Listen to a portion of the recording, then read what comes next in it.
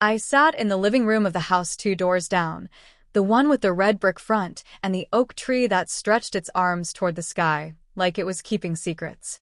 My secrets. The morning sun spilled through the wide glass windows, catching on the rim of my coffee cup, and I let the warmth settle against my palms. To anyone else, I looked like a woman who had everything under control: a tailored silk blouse, polished nails, hair tied in a loose knot that said effortless even though I'd taken 15 minutes to get it right. On the surface, I was calm, but deep down, I was sitting on a secret that could break the delicate silence of my family forever. My phone buzzed against the marble counter, the vibration sharp in the quiet room. It was a text from my sister-in-law. Can you believe it? We lost the bid. The house 2 doors down was supposed to be ours. Some stranger swooped in at the last minute. Mom is furious. I almost laughed, but it came out as a silent exhale. Some stranger. That was what they thought. I leaned back against the soft leather couch and looked around. The gold-framed art on the walls, the fresh scent of cedar from the new floors, the place that was mine because I had made it mine. Not luck. Not charity. Not them. They had no idea who stopped them. And the irony was almost poetic. I wasn't always the woman who could outbid anyone. Years ago, when I first married Daniel, I walked into his family's world carrying more hope than certainty. I thought love would be enough to bridge the differences between us. Me, a girl from a modest Midwestern upbringing, and them, a family that measured worth in assets, status, and pedigree. The first family dinner I attended still lingers in my memory, sharp as broken glass. His mother, Elaine, scanned me the way people scan a menu they never planned to order from. Her smile was tight, her words coated with politeness that felt like vinegar. "So, Rachel," she had said, setting her wine glass down with delicate precision, "what exactly do you do?" I swallowed hard. "I'm working in marketing right now. Entry level, but Marketing," she repeated, as if the word itself was something sticky on her tongue. "Well, that's nice. Daniel's brother just closed another property deal. Real estate is a much more substantial path. Wouldn't you agree?" The table chuckled lightly, everyone except me. I felt the blood rise in my cheeks, my hands trembling under the tablecloth. I remember pressing my thumb into the edge of my engagement ring, willing myself not to cry. Later that night, as we drove home, Daniel brushed it off. "That's just how they are. Don't take it personally." But I did. I could not. Each gathering was the same. Subtle dismissals, jokes at my expense, reminders that I was lucky Daniel had chosen me. They never said it outright, but I heard the undertone loud and clear. "You don't belong." The worst moment came during Thanksgiving 2 years later. I had suggested hosting dessert, bringing in a homemade pecan pie, the kind my mother used to bake every fall. Elaine tasted one forkful, smiled thinly, and set her plate down. "Sweetheart, next time, just pick something up from a bakery. It'll save you the trouble." That night, I sat in the guest bathroom, staring at my reflection under the harsh yellow light, swallowing back tears. My hands shook as I touched the silver key pendant my grandmother had given me before she passed. She'd pressed it into my palm, whispering, "You'll open your own doors one day. Remember that, Rachel." And for the first time, I understood what she meant. I made a vow to myself in that tiny bathroom, mascara running down my cheeks. If they were determined to see me as less, then I would show them, not through words or arguments, but through the life I would build. Quietly, relentlessly, and on my own terms. That was the night I stopped waiting for their approval, and the night I chose independence. Starting over felt like standing barefoot on cold concrete, hard, unforgiving, and a little terrifying. After that Thanksgiving vow, I threw myself into my career with a fire I hadn't known I carried. My marketing job, which once felt small in their eyes, became the soil where I planted my determination. I stayed late in the office, long after the others had left, poring over campaign strategies, teaching myself analytics, studying design tools on my old laptop. Nights bled into mornings. Sometimes I'd catch sight of myself in the reflection of the office windows, hair tied back messily, mascara smudged, clutching my lukewarm coffee, and I'd think, This is what starting over looks like. It wasn't glamorous. There were nights I doubted myself, nights I replayed Elaine's dismissive tone until I felt like I'd never measure up. But each doubt became fuel. I'll never forget the first person who believed in me outside of Daniel.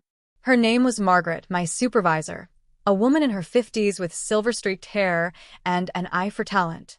She noticed the way I rewrote ad copy, how I anticipated market shifts before anyone else did. One evening, she leaned against my desk as I was packing up. "Rachel," she said, her voice steady, "you've got something. Don't let anyone make you feel small. Not here. Not anywhere." Those words stuck. Margaret became my mentor, pushing me toward opportunities one didn't even think I deserved. She sent me to pitch meetings, made me lead projects, forced me to sit at tables I would have otherwise avoided. The first time I landed a major client, I walked out of that meeting shaking so badly I had to sit in my car for 10 minutes before driving. But then I laughed, a wild, disbelieving laugh. I'd done it, and I didn't need anyone's validation. Bit by bit, success piled up. Promotions, raises, side projects that blossomed into independent contracts. Eventually, I saved enough to start my own small agency, working out of a cramped one-bedroom apartment that smelled of takeout and ambition. I kept everything quiet around my in-laws. On social media, I shared vague updates, a photo of a coffee cup captioned "busy day," a smiling selfie at my desk. They assumed I was still circling at the bottom, scraping by. And I let them. Inside, though, I was building an empire brick by brick. By the time my agency signed its first six-figure contract, I had enough saved for a down payment on a property. That's when the idea first crossed my mind, whispered at first, then growing louder. What if I bought something close? Not to flaunt, but to reclaim the space they tried to deny me. To plant roots where they thought I didn't belong. I ran my fingers over the silver key pendant one night as I finalized the paperwork for my first investment. "Open your own doors," my grandmother's voice echoed. And so I did. Quietly, relentlessly, until I had the means, not just to buy any house but the house 2 doors down. The gossip reached me before the confrontation did. Over dinner at my sister's house one Friday night, I overheard my in-laws through the thin walls of the adjoining dining room. Their voices carried, sharp with frustration. "I just don't understand." Elaine fumed, her fork clinking against the plate. "We had the highest bid. That house was supposed to be ours. It was perfect. Someone slipped in at the last second, outbidding us by a margin." Her husband sighed. "Probably some outsider with money to throw around. People with no history here. No roots." The irony almost made me choke on my wine. No roots? I had been planting mine in silence for years. For weeks, they complained about the mystery buyer, speculating, dissecting, and consoling themselves with the idea that whoever it was, they would never belong the way they did. I said nothing, offering only a polite smile when the subject came up, tucking the secret tighter against my chest. Until one Sunday afternoon, fate intervened. Elaine spotted me carrying boxes from my car into the house 2 doors down. I still remember her face, frozen, wide-eyed, her mouth parting just slightly. She stood on the sidewalk, clutching a tote bag, as if she'd stumbled into a dream she couldn't quite interpret. "Rachel," she called, her voice wavering. I turned slowly, adjusting the box in my arms. "Oh. "Hi, Elaine." She blinked. What are you doing here?" I let the pause stretch, savoring the weight of the moment. "Moving in," I said softly. "This is my house now." The silence that followed was heavy enough to crush bone. Later that week, they all came over, Daniel, his brother, Elaine, and her husband, insisting they wanted to see the place. I knew curiosity had clawed its way past their pride. When they walked through the door, their expressions shifted from suspicion to disbelief. The house gleamed with polished wood, soft cream walls, and carefully chosen art that spoke to my journey. A canvas painting hung over the fireplace, a gift from Margaret, my mentor, inscribed with a note, "To Rachel, who knows her own worth." Elaine's eyes darted across the room, lingering on the sleek office tucked into the corner with its glass desk stacked with contracts bearing my agency's name. She stopped at the framed certificate on the shelf, an award recognizing my company's success in national marketing campaigns. Her lips parted, but no words came. Daniel's brother broke the silence. Wait. This is yours? I met his gaze evenly. Every inch of it. I'm the one who outbid you. The words fell into the room like thunder. For a heartbeat, no one moved. Elaine's hand tightened around her purse strap. Daniel's father coughed awkwardly. I continued, my tone calm, deliberate. For years, I let you all think I was less. That I couldn't stand on my own. And maybe that's what gave me the fire to prove otherwise. I built this life. Quietly. Without your help. And yes, when I heard you wanted this house, I let a smile flicker. I decided it belonged to me instead. Elaine's face flushed crimson. Rachel, this is… What? I interrupted, my voice steady, firm. Unexpected?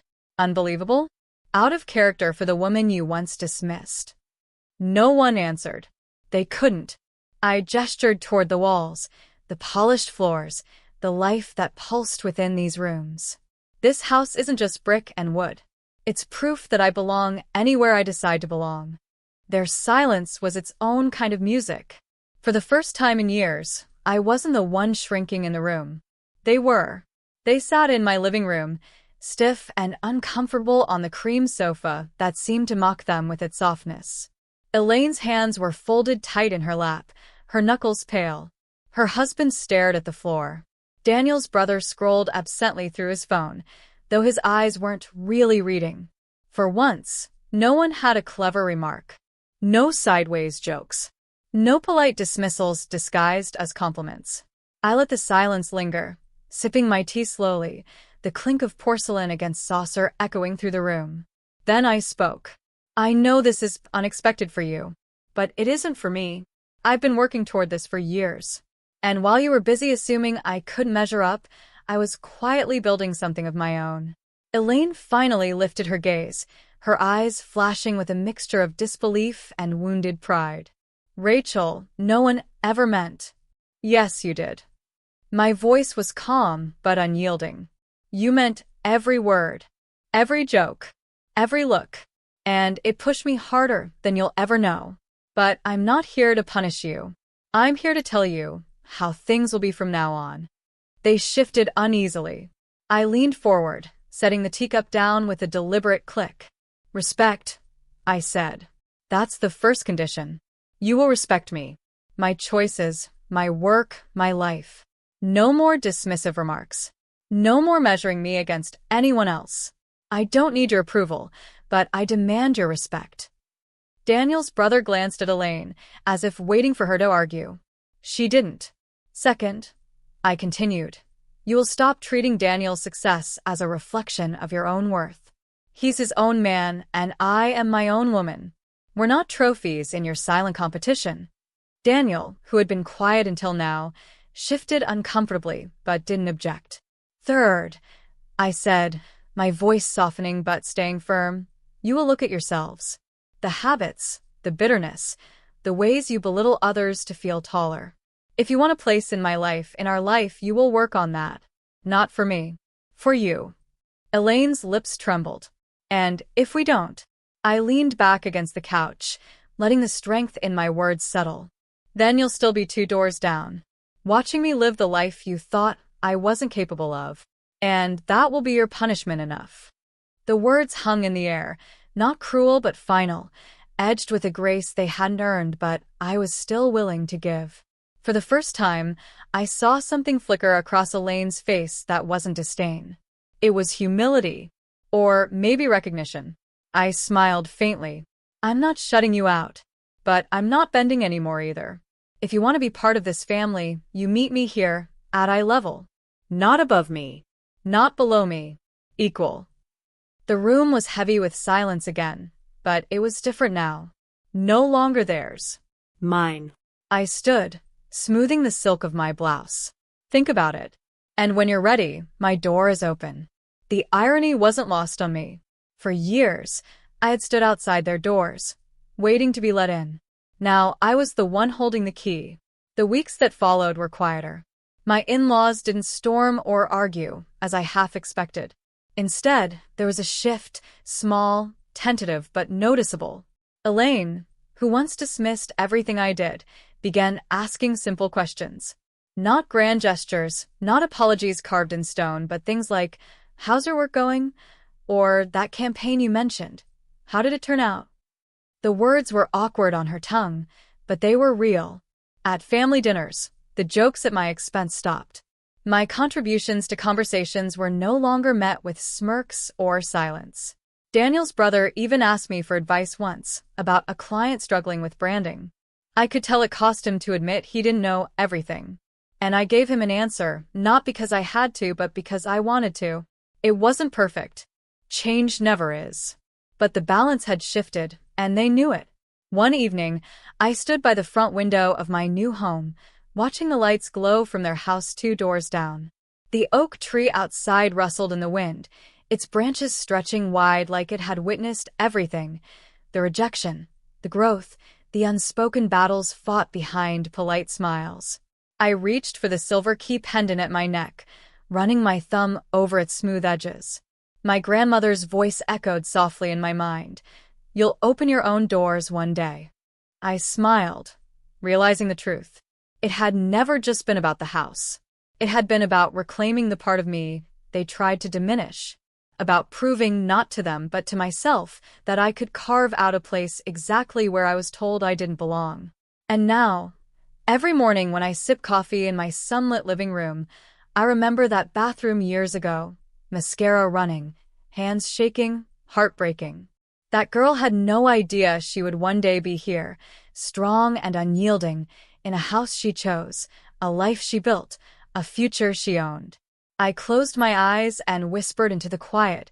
Words meant more for myself than anyone else. I don't just open doors. I build the house around them. The thought warmed me, wrapping around me like sunlight. I wasn't the outsider anymore. I wasn't the girl they once dismissed. I was Rachel, and I was home.